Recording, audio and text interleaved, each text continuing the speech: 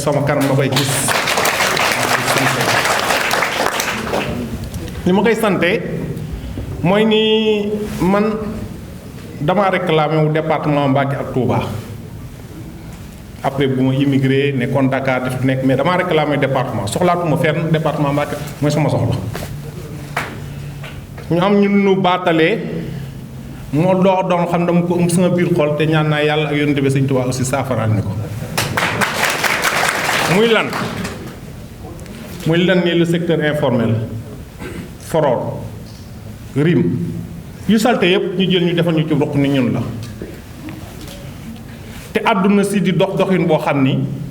ku ci bëgg a jariñu wala nga teg ci sa loxo mbubb moom mënoo ko sol sëñ bi wax na ko léegi poids bi nu am nii 10% rek lan xëccoo gaa yi jot 10% yi 90% xëccoo gun koog ñoom et puis pour ñu xëccoo ko il faut qu'on quitte ce secteur là informel baana rime fraude tout ça il faut qu'on quitte man j'ai été sélectionné ci entreprise de région bu Diourbel par l'ADPME avec une sélection très rigide bu dëgër l'une des meilleures entreprises de la région de Diourbel ñu décoré jox ma 6 millions à la foire de Diourbel de Dakar sélection bu rigide boo xam dañ koo jëlee au niveau local indi ko au niveau national ba yóbbu ko communauté européenne ba européens yi ànd ca ba ñëw décerner prix bi ma jël prix bi te loolu lan moo ma ko may ay këyit donc dama gëm que ni ñun le secteur informel ak affaire baana ak affaire rime ak affaire yooyu dañ cee war a jët bi ñuy tàbbee sama loxo li ma leen njëkk a wax mooy que ni li ngeen yor xamu leen ko mënu leen di contribuer ci économie nationale bi au moins dans le PIB pour un montant de 3 292 000 francs CFA 3 milliards seen toogaay bii nii chaque année ngeen dugal ci koom-koomu dëkk bi Sénégal ni muy doxee 3 milliards yu tege yoo xam ni c'est amuñ koy sànni 3 milliards yooyu boo ko dee xool am na ci loo xam ne dafa jëm ci administration bi ak collectivité locale yi ngeen fay dugal xaalis mu nekk 19 575 ci ay taxes locales kese ak ay impôts domaine ak mutation yu ngeen di fay. diggante kuréel gi ngeen yor ak yeneen kuréel yi ngeen di jaxasoo lu mel ni assurance station carburant autoroute à péage atelier mécanique restaurant société téléphonique vous contribuez à hauteur de 2 738 970 francs. Au niveau effectif du personnel suñ xalaatee nombre de véhicules yi ngeen yor rek yéen a ngi ci 540 millions. am na ay ONG am na ay programmes yu état yi teg yéen sax yéen a leen ëpp doole ci localité ba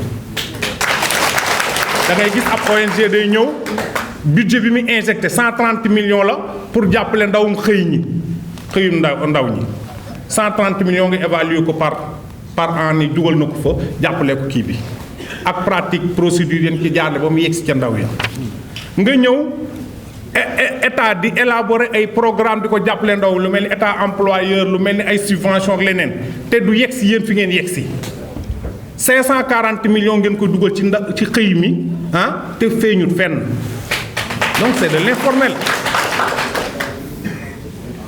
alors bi ma Kandji ñee wax ma ne ko man de sama yéene ak sama bëgg-bëgg ni may doxee ak ñeneen ñi laa ñaan yàlla doxee ak yow. ndax ba mu ko tàmbalee doxee ba léegi ça fait des années wante toujours yàlla mi ngi ma ci may ndam mi ngi ma ci may aw tur mi ngi ma ci may aw taxawaay ci dëkk bi ñëw leen ñu formaliser wu tegu ci yoon ban ko tàmbalee ba léegi on regrette rien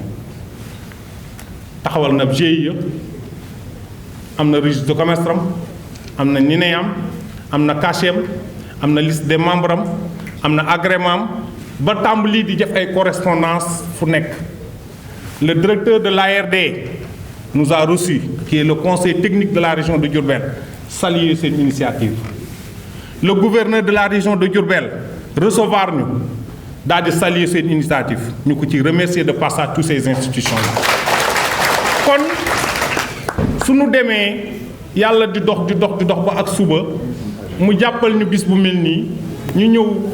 ci sunu baaxu sëriñ ak sunu baaxu dëkk ñu defal ñu teraanga yu mel ni ci hôtel bi gën a mag biir Dakar ñu ñëw dalal ñu bu xontewuñ defuñu dara ci civisme je crois que on est sur le bon chemin te suñ ko continuer danañ ci am ndam mais loolu lépp nag li ma si gën a neex gën ma convaincre parce que mooy li am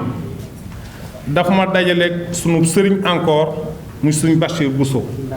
sëñ Bachir Bousso monsieur le ministre maa lay témoigner fii ci kanam tey ci suba lan xamante man ak moom ñu def waxtaan taxawaayu jëmm jii de bu ñëpp ca département Mbacké meloon ni moom problème yu bëri yu président Macky Sall am dana lijjanti ko ndax di wax ak koo warta waxal wala ngay jaxasoo koo xam ni du royukaay wala koo xam ni na muy defee nit ña bëgguñu ko du jëme fenn wante ku mel ni kii nga xam ne day fekk ñuy liggéey ñu tegu ci yoon ñuy encadré mu jël leen di ko indi ci loxo président Macky Sall taxawaay gënu ko mën a rafet ndimbal président Macky Sall gënu ko mën a rafet kon ñu ngi la koy témoigner fii mais en plus de ça leneen li ma si gën a neexaat ba gën ma neex mooy que ni dañoo wutal ki nga xam ne moo doon sunu bunt muy le docteur Cheikh Kanté man je l'ai toujours désigné ci ab véhicule lumière am na li am na mais levier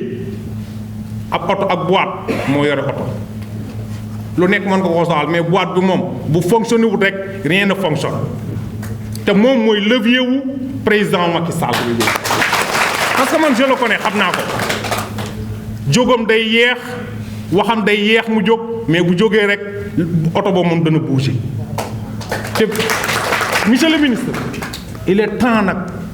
président nga toogaat ak moom xamal ko ni ko na la bàyyeewaat boîte bi pour le département de Mbacké département Mbacké ñun ñoo soxla sa teewaayaat foofu noonu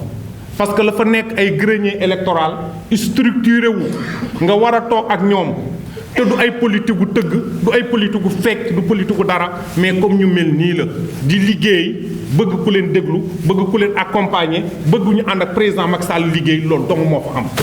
c'est valable pour les immigrés nii leen organiser woo en coopérative des migrants entrepreneurs de la région de Diourbel nekk 55 entrepreneurs ku ci nekk yore sa atelier boobu boo xam ne yaa ngi fekk 27 emplois qui est un réseau d'entrepreneurs de migrants très fort. nii ñu organiser woo ñooñu jot nañ seen agrément ba am seen coopérative nii ñu organiser woo GIE bi la horaire yi Sénégal yi organisé woo nga xam ne fu horaire du Sénégal départ yi organisé woon en coopérative ba yor seen agrément yor seen lépp di fonctionner kon loolu da nga war a toog ak ñooñu ñëpp teg ko ci loxo président Macky Sall ñu jàppale ñii nag di GIE bi j'en reviens li tax ma ciy desuwaat muy GIE dem ak dikk mooy que ni ay nit lañ yoo xam ni man damaa am ci ñoom yaakaar parce que pas en avant bi nu def dafa doon pas bu rëy Kandji wax na ko mooy ni 5 yi nga xam ne transport daf koo soxla muy le parc automobile la route l'état ak régulation ba mu dem dafa am pas boo xam ne ñii dañ ko cee def te ñeneen ñi dañ koo teg ab doléance bu métti teg ko état mooy le renouvellement du parc automobile ñii suñ demee ba décrocher seen 150 véhicules nga évaluer ko ci bu ci nekk à 6 millions ils ont déjà renouvelé leur parc automobile sont en avance sur les gens oto yi ñu yor oto yu baax la oto yu wàcc ayib la yoo xam ni ñu ngi lay sollicité waat ngeen defal leen renouvellement économique jiitu nañ ci ñoom état bi parce que dugal nañ ci seen loxo kon loolu il mérite d'être accompagné d'être salué kon ma bañ a guddal xam ni gars yi man daal li ma leen di ñaanal te leen ko wax mooy nañ leen rafet njort te gën a rafetal jëf yi te gën ci am yaakaar ndax bunta ngi nii yoo xam ni am nañ ci yaakaar te ki yore yëf yi muy président Macky Sall aussi am nañ ci moom yaakaar